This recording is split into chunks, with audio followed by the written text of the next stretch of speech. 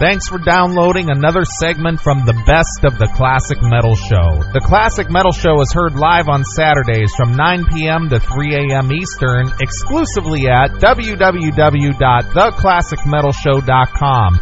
And now here's another piece of Classic Metal Show history on the Best of the Classic Metal Show. The Classic Metal Show. It's your Classic Metal Show right here on theclassicmetalshow.com. That, of course, Jorn Lande with One Day We Will Put Out the Sun.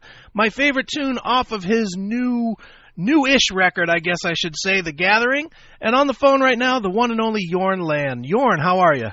I'm fine, thank you. Excellent. Well, Jorn, you are quite the busy guy, man. It seems like every time I turn around, there's a new Jorn record, or there's a new Alan Land, or before that there was Master Plan. You stay busy, my friend. Yeah, well, trying to keep at it, So, I mean, this is my job, you could say. I'm lucky to have a hobby as a main job, So.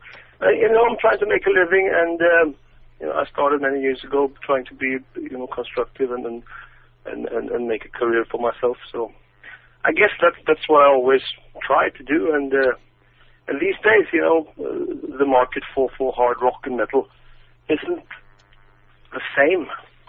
Sure. So, I mean, it's not like it was 20, 30 years ago. So you have to work today to be able to make a living. So that's what I'm doing, and I feed off of it somehow, mentally as well. It's kind of like the drive right. that I have. Definitely. Well, Jorn. Anyway. Well, Jorn, obviously the Gathering is is probably your most deep work to date. It's certainly probably the best writing that you've ever done. As far as I know, were you happy with the way The Gathering came out and such? Well, yeah, The Gathering is it's what the title says. It's it's a gathering of songs from my past. Some of the songs didn't have the best production at the time when they came out. So basically, I just felt that some of these songs deserved a second chance, and that's what I decided to give them. So the production didn't, really sound the best either. So some of the songs deserved to get new life, basically, and I recorded some of the songs again. Some songs I only remixed, and some songs were only remastered. Right. And I think it's cool. It's a cool thing for the old fans of the old stuff, and at the same time, it's kind of like presenting a new album, and especially in the U.S.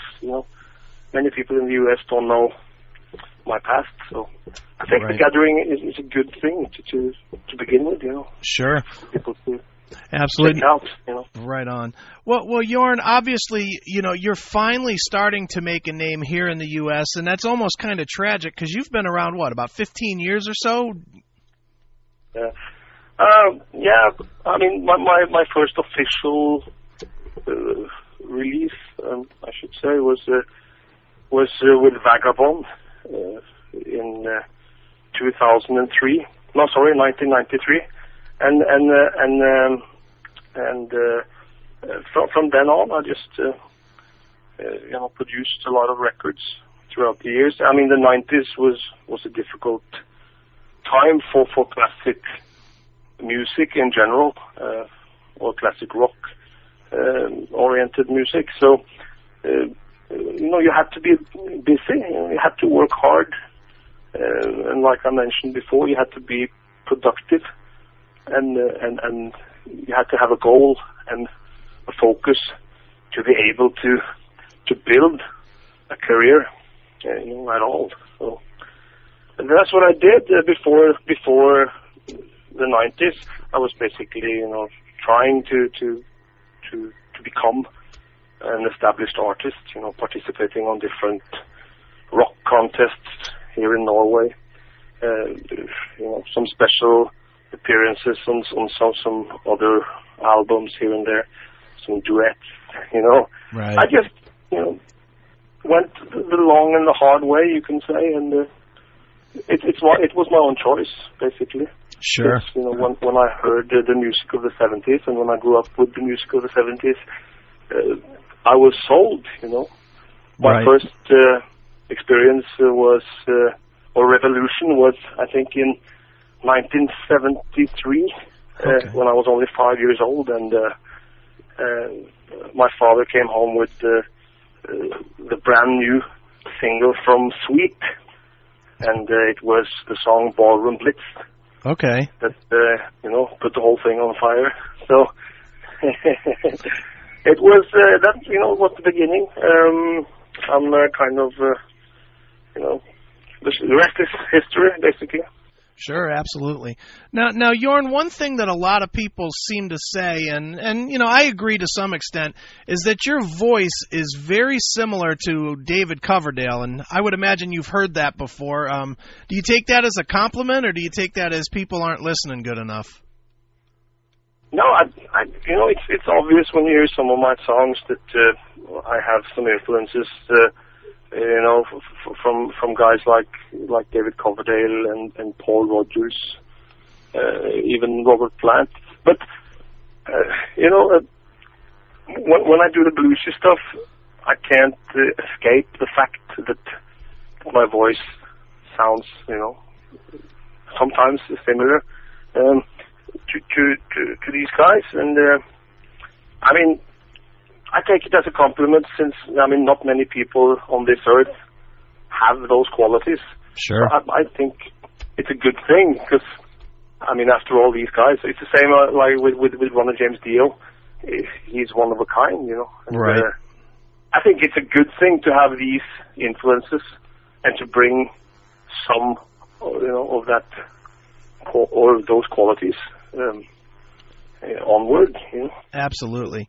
Well, Jorn, one of our favorite projects that you're involved in here on the show is the work that you've done with Russell Allen from Symphony X. I mean, The Battle and the Revenge are two of the best, just, you know, pure hard rock heavy metal albums of the last 10 years. How did you end up hooking up with Russell? How did you end up hooking up with Russell, and you know, how does that work? Well, first time I met Russell was in Atlanta a few years ago, and after that, when I was signed to Frontiers Records, you know, I just, you know, talked to the record company about doing something with someone else, you know, and we talked about different singers. The label manager told me, you know, to think about it, and first we asked Bob Catley of Magnum if he would be up for it, because we were thinking about the contrast. You know, we wanted to make some kind of a contrast between the singers, and Russell's name was also there. So basically, when we approached both of them, Bob was too busy at the moment doing this reunion thing with Magnum, right? And Russell, he said he would manage to do it in between, you know, in between his work with Symphony X. So it was the same for me. We just did it, you know. It was painless. It's a modern thing now to record records without, you know, joining up together in the studio. Right. So yeah, so it was easy. I mean, I received some of the material, some of the demo stuff, and you could say the original idea came from Frontiers Records. Excellent. Which basically has a vision for the whole thing. So, and I like it. It's cool to do something different. And again, talking about influences, I had so many influences as a kid, and also American bands like Kansas and Foreigner. I mean, you have so many good artists Sure. over there, especially coming out of the 70s. I was, drowning in great albums. Right. So I think you can hear more of my American influence. Right. On the album. Definitely. On the records. Well, Jorn, from what I understand, you're already hard at work on the next Jorn Lande album. What can you tell us about that record? I'm trying to do it, with the same recipe as some of my previous albums. It's it's classic hard rock music. Basically, I'm not experimenting that much these days. Sure. Just, trying to do stuff that suits my voice, basically.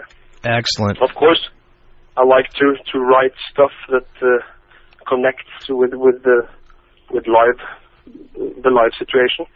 The older you get, the more you depend on working to maintain a career and to have a future.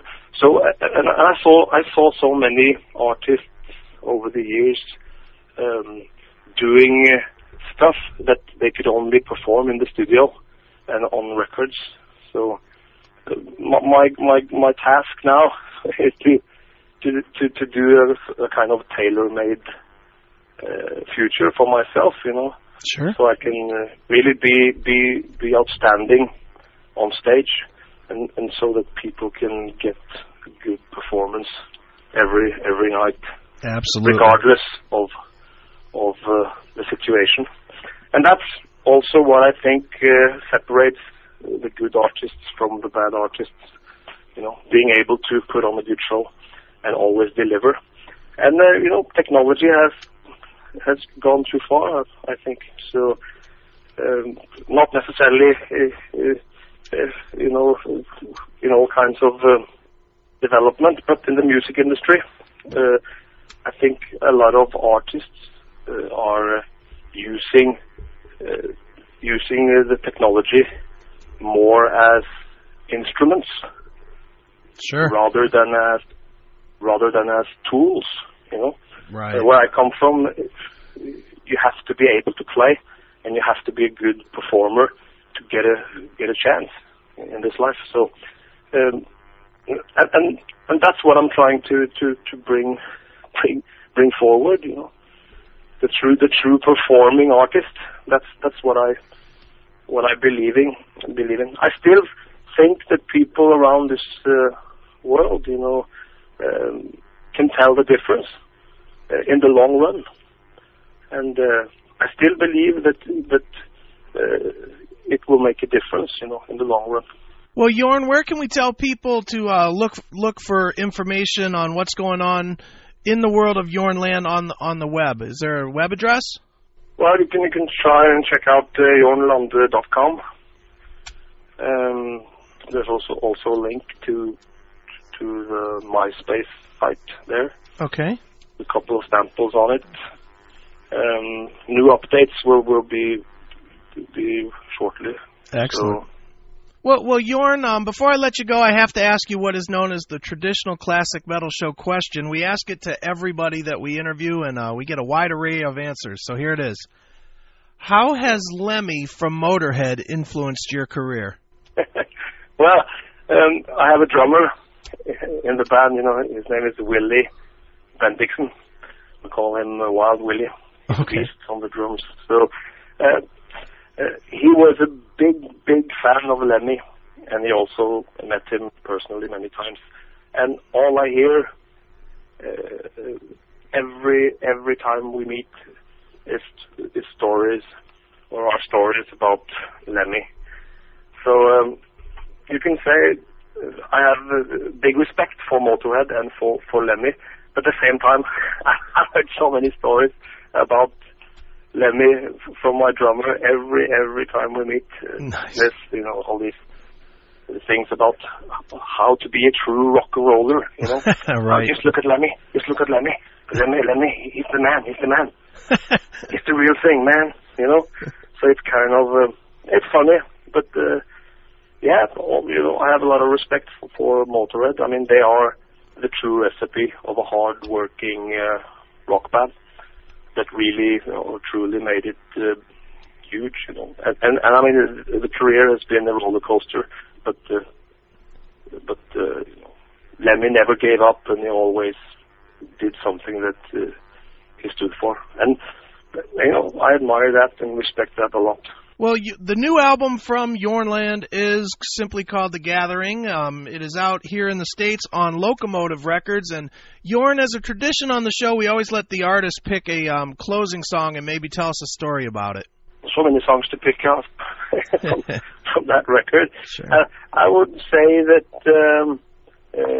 the opening track, Something Real, is a cool track to play.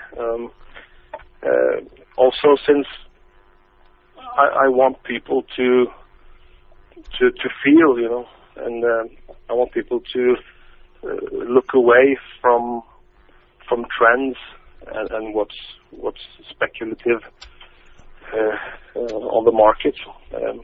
I think Something Real is a good hard rocking song, and that people really can identify with what that song stands for when they hear it. Well, here it is. This is Something Real from Jorn Lande right here on your Classic Metal Show.